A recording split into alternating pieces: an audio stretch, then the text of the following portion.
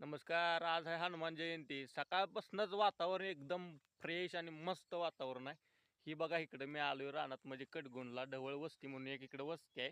इकडे चांगला रोड होता. इथनं फक्त रानातनं गाडी घातल्या आणि इथपर्यंत आलोय. तिथं तिकडे जायचं म्हणलं की रस्ता लय भांगार आहे. म्हणलं इथपर्यंत कोणी नसलं तर पाठवा. पोरं येते त्याचा बारकी त्यांना द्यायचं हे पार्सल. काय वाय स्मार्ट वॉच म्हणजे स्मार्ट वॉच होय लेकरा. स्मार्ट वॉच मिळते की स्मार्ट वॉच.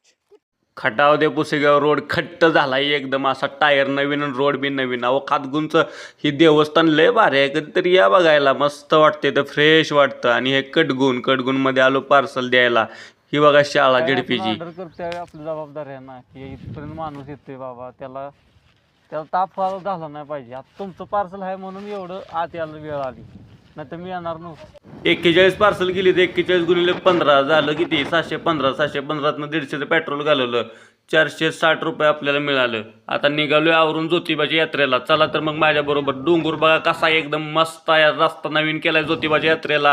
हा हा हा हा वारं सुटायला लागले, मस्त वाटायला लागले. आवरून बिवरून आता यात्रा हो का घोडा गेला. आता बघा गर्दी कसली झाल्या. एक नंबर यात्रा असते ज्योतिबाच्या नावानं. चांग भलं ही कशी सासनकाठी आहे. सासनकाठी बघितली की लय भारी वाटतं. ढोल वाजून त्याच्या बायला लय भारी वाटतं. ज्योतिबाच्या नावानं चांग भलं.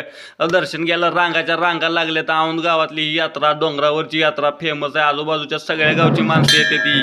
आणि ही यात्रा म्हणजे आपल्या खरंच जवळची, मनाच्या जवळची यात्रा. लहानपणापासून आम्ही यात्रेला येतोय. लय भारी वाटतं.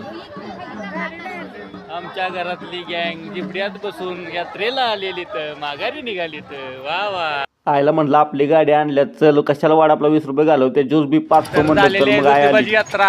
आता निघालोय घरला.